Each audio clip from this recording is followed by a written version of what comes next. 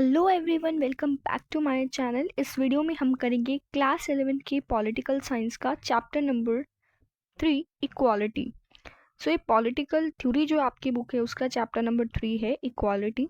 इस चैप्टर को हम इस वीडियो में 15 टू 20 मिनट्स में कंप्लीट कर देंगे। आपका पूरा चैप्टर क्लियर हो जाएगा सिर्फ 15 टू 20 मिनट्स में। ठीक है, तो लास्ट तक इस वीडियो में बने रहना ताकि आपको ये पूरा चैप्टर क्लियर हो जाए। ठीक है, अगर कोई डाउट हो तो आप उसको कमेंट करके भी पूछ सकते हैं। ठीक है, और अगर आपने यहाँ से पढ़ लिया इस चैप्टर को तो आई विल अश्योर यू कि आप हर एक क्वेश्चन का जवाब दे पाओगे। ठीक है, ओके, सो स्टार्ट करते हैं। पॉलिटिकल थ्योरी का चैप्टर है इक्वालिटी। तो सबसे पहले इक्वालिटी का ही मतलब समझते हैं। इक्वालिटी का मतलब होता क्या है? तो इक्वालिटी का मतलब ये नहीं कि सभी पर्सन्स को इक्वली ट्रीट किया जाए, यानी कि कुछ पर्सन्स को स्पेशल ट्रीटमेंट भी देना पड़ता है। ठीक है, और इक्वालिटी का मतलब ये भी नहीं है, इक्वालिटी का मतलब ये है कि जो स्पेशल प्रिविलेजेस हैं उनकी एब्सेंस हो, यानी कि कुछ स्पेशल लोगों मतलब स्पेशल ट्रीट ना किया जाए, स्पेशल प्रिविलेजेस ना दिए जाए। अब जो लोग एक्चुअल में अनइक्वल है उनको तो स्पेशल ट्रीट करना ठीक है, जस्टिफाई है, लेकिन जो लोग स्पेशल नहीं है लेकिन उनको फिर भी बनाकर उनको प्रिविलेजेस दिए जा रहे हैं तो वो गलत है। फॉर एग्जाम्पल, अगर हम देखें कि अगर कहीं भी हम जाते हैं हॉस्पिटल्स में, हम देखते हैं कि रैम्प्स बने हुए हैं ताकि जो लोग हैं जो अपने पैरों से नहीं चल सकते हैं, ठीक है, जिनको कोई फिजिकल डिसेबिलिटी है, तो वो वहाँ से जा सकते हैं। तो that is called special treatment. उन पर्सन्स के लिए ऐसा स्पेशल ट्रीटमेंट तो जस्टिफाई है, लेकिन उन पर्सन्स के लिए जस्टिफाई नहीं है जो एक्चुअल में इक्वल है। जो अनइक्वल है उनको इक्वल बनाने के लिए ये सारी चीज़ें की जाती हैं, स्पेशल ट्रीटमेंट दिया जाता है। बट इक्वल को और भी स्पेशल प्रिविलेजेस देकर उनको और ऊपर बना दिया जाता है और फिर से इनइक्वालिटी जो है वो हो जाती है। ठीक है, थर्ड पॉइंट यहाँ पर है कि state should grant civil and political rights. जो भी सिविल और पॉलिटिकल राइट्स हैं स्टेट को वो ग्रांट किए जाने चाहिए। ठीक है, उसमें किसी भी तरीके का डिस्क्रिमिनेशन नहीं होना चाहिए on the basis of race, colour और इनकम। नेक्स्ट है कि जितने भी पर्सन्स हैं तो उनको लो के आगे उनको इक्वल ट्रीट किया जाना चाहिए। ठीक है, क्योंकि लो के आगे तो सभी लोग इक्वल हैं। और इक्वालिटी ऑल्सो मीन्स कि जितने भी लोग हैं उनको एडिक्वेट अपॉर्चुनिटीज़ मिले, ठीक है, ताकि वो अपनी एबिलिटीज़ को डेवलप कर सकें। तो किसी के साथ भी ऐसी डिस्क्रिमिनेशन ना हो। जैसे एजुकेशन एक राइट है तो बच्चों को वो मिलना चाहिए। ठीक है, तो सब बच्चों को ऐसी अपॉर्चुनिटी मिले। ऐसा ना हो कि कुछ को मिले कुछ को नहीं मिले, तो वहाँ पर इनइक्वालिटी जो है वो क्रिएट हो जाती है। 6 पॉइंट है कि स्टेट को सुटेबल अपॉर्चुनिटीज़ प्रोवाइड किए जानी चाहिए हर किसी को, ताकि वो अपने आप को डेवलप कर सके। ओके, अब हम पढ़ते हैं फीचर्स, इक्वालिटी के फीचर्स। तो पहला यहाँ पर जो फीचर है वो है एब्सेंस ऑफ स्पेशल प्रिविलेजेस, कि स्पेशल प्रिविलेजेस ना हो। तो एक इम्पॉर्टेंट फीचर जो है इक्वालिटी का वो ये है कि कोई भी इंडिविजुअल, कोई भी सेक्शन ऑफ पीपल, उनको स्पेशल प्रिविलेजेस ना दिए जाए सोसाइटी में। जैसे कास्ट के बेसिस पर ना दिए जाए, ठीक है, या फिर रिच और पुअर के बेसिस पर ना दिए जाए, इस तरीके से ना दिए जाए। Nobody is given special treatment on the caste, colour, creed, religion, blood. तो इनके बेसिस पर किसी को भी स्पेशल ट्रीटमेंट नहीं दिया जाएगा। बट जो लोग एक्चुअल में अनइक्वल है, जैसे मैंने पहले भी बताया था, तो उनको स्पेशल ट्रीटमेंट देना जस्टिफाई है। थर्ड पॉइंट है कि जितने भी मेंबर्स है स्टेट एंड सोसाइटी में, तो उनको इक्वल अपॉर्चुनिटीज मिले इक्वल बेसिस पर। फोर्थ पॉइंट है इक्वालिटी जो है वो किसी को भी स्पेशल प्रिविलेजेस ना दे सोसाइटी में, हर मेंबर को इक्वल ट्रीट करने के लिए।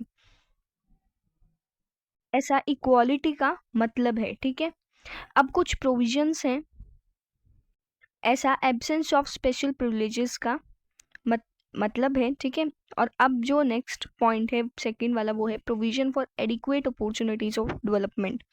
ठीक है, कि सबको एडिक्वेट अपॉर्चुनिटीज मिले अपने आप को डेवलप करने के लिए। इक्वालिटी का मतलब है कि हर एक पर्सन को स्टेट में एडिक्वेट अपॉर्चुनिटीज़ मिले ताकि वो अपने आप को डेवलप कर सके, अपने टैलेंट्स को डेवलप कर सके। स्टेट जो है वो ऐसे लॉज पास करे, ऐसे लॉज बनाए जिसमें स्टेट में कोई भी किसी को भी कोई भी अपॉर्चुनिटी पाने के लिए डिनाई ना किया जाए। थर्ड पॉइंट है कि किसी को भी डिप्राइव नहीं किया जाना चाहिए, यानी कि ये जो अपॉर्चुनिटी उससे अलग नहीं करा जाना चाहिए on the basis of caste, colour, creed and religion. Fourth point है कि जो राइट टू वोट है, राइट टू बी इलेक्टेड है, ये सारे राइट्स प्रोवाइड किए जाने चाहिए इक्वली हर किसी को, ताकि हर किसी को एडमिनिस्ट्रेशन में पार्टिसिपेट करने का मौका मिले। एडमिनिस्ट्रेशन का मतलब होता है ब्यूरोक्रेसी। थर्ड प्रोविजन है minimum standard of living for every individual. ये मिनिमम स्टैंडर्ड ऑफ लिविंग क्या होता है? जो भी अपनी बेसिक नीड्स होती है, जैसे कि house, shelter, food, income, work opportunities, तो ये सारी क्या है? मिनिमम स्टैंडर्ड ऑफ लिविंग है।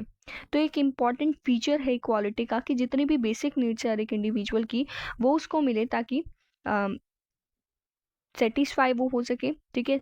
And the things without which life is meaningless, जिनके बिना लाइफ जो है वो मीनिंगलेस है, यानी कि अगर घर नहीं होगा, अगर फूड नहीं होगी, तो लाइफ मीनिंगलेस ही होगी। तो ये सारी चीज़ें जो है लोगों के पास अवेलेबल हो। नेक्स्ट है टाइप्स ऑफ इक्वालिटी। तो पहला जो टाइप है वो है सोशल इक्वालिटी। तो सोशल इक्वालिटी में क्या आते हैं?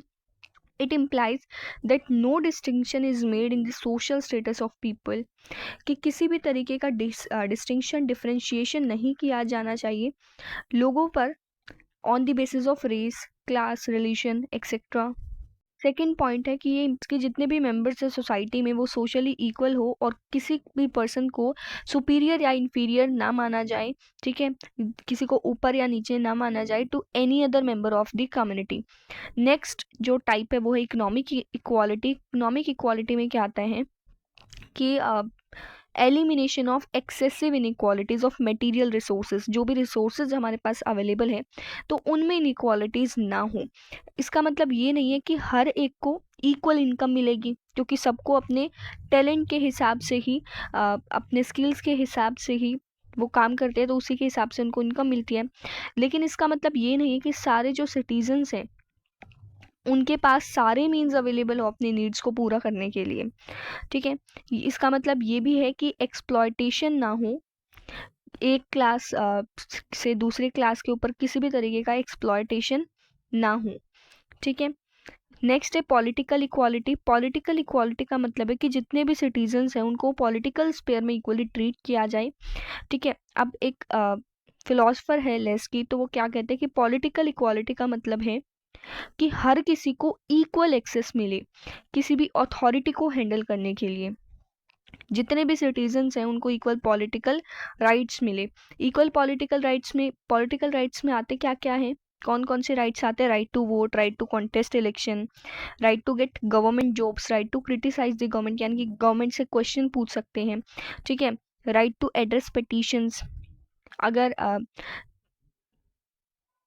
अगर कोई क्राइम हो रहा है तो कोर्ट में जा सकते हैं, ठीक है।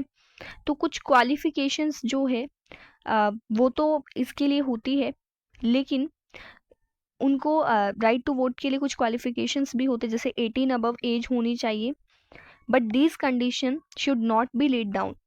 क्वालिफिकेशन के बेसिस पर तो हो सकता है कि 18 अबव को ही वोट दे, 18 अबव वोट ही दे सकते हैं, लेकिन कास्ट, कलर, क्रीड, रिलीजन, इनके बेसिस पर किसी भी टाइप का डिस्क्रिमिनेशन ना हो, इनके बेसिस पर किसी को रोका ना जाए कि आप ये वोट नहीं दे सकते।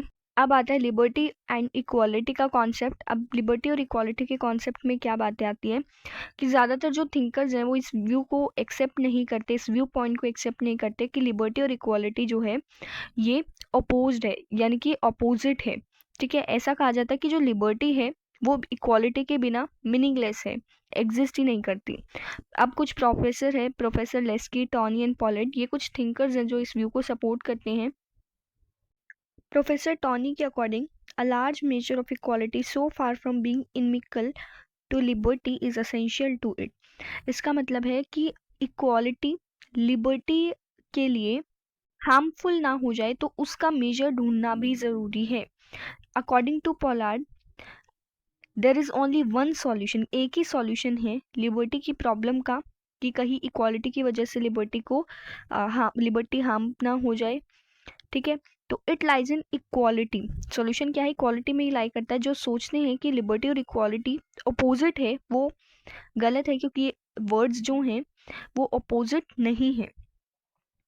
जो इन्वॉल्वमेंट होती है मोरल और रिस्ट्रिक्शंस की, कुछ रिस्ट्रिक्शंस जो होते हैं लिबर्टी में वो लगाए जाते हैं। अनजस्ट के खिलाफ, अगर कुछ भी अनजस्ट हो रहा है तो उसके खिलाफ रिस्ट्रिक्शंस लगाए जाते हैं, तो उसी को हम लिबर्टी कहते हैं। और लिबर्टी का एम क्या है कि एक कंफर्टेबल एटमॉस्फेयर को क्रिएट किया जाए जो कि हेल्पफुल हो डेवलपमेंट के लिए इंडिविजुअल की। नेक्स्ट है political equality and economic equality. इसमें कुछ डिफरेंस देखते हैं, इसका कॉन्सेप्ट देखते हैं। तो पॉलिटिकल और इकोनॉमिक इक्वालिटी जो है वो इंटर रिलेटेड है, और पॉलिटिकल इक्वालिटी इकोनॉमिक इक्वालिटी के बिना एग्जिस्ट नहीं कर सकती है, ये सिर्फ एक फिक्शन है। ठीक है, एग्जिस्ट क्यों नहीं कर सकती? क्योंकि अगर इकोनॉमिक इक्वालिटी में क्या है कि बेसिक जो नीड्स होती हैं वो इन्वॉल्व होती हैं, तो अगर बेसिक नीड्स ही नहीं होंगी तो पॉलिटिकल राइट को एंजॉय नहीं किया जा सकता, और पॉलिटिकल इक्वालिटी भी नहीं मिलती है। जब भी रिच और पुअर किसी भी सोसाइटी में होंगे तो वहाँ पर मास्टर्स और सर्वेंट्स ज़रूर होंगे, और जेन्युइन डेमोक्रेसी नहीं होगी, रियल डेमोक्रेसी नहीं होगी। मिलियनर और एक पुअर मैन, तो इनके पास सेम पॉलिटिकल राइट्स तो हो सकते हैं, जैसे कि फ्रीडम ऑफ एक्सप्रेशन और राइट टू वोट, लेकिन वो इनको इक्वल यूज नहीं कर पाते हैं। जैसे जो पुअर पीपल है वो इनको उन जो रिच पीपल हैं उनके बराबर इतना यूज नहीं कर पाएंगे। Useless for a starving man, तो जो स्टार्विंग मैन है यानी कि जो भूखे हैं, तो उनके लिए तो पॉलिटिकल राइट जो है वो बिल्कुल यूजलेस है। तो जो चैप्टर है हमारा हमारा कंप्लीट हो चुका है। ठीक है, इसकी आपको extra question answer, most important question answer की वीडियो भी मिल जाएगी। अगर आप ये दोनों वीडियो देख लेते हैं तो आपको ये पूरा कॉन्सेप्ट क्लियर हो जाएगा। ठीक है, अगर आपको कोई डाउट है तो आप उसे कमेंट सेक्शन में पूछ सकते हैं। सो मिलते हैं अपने नेक्स्ट वीडियो में। Thank you.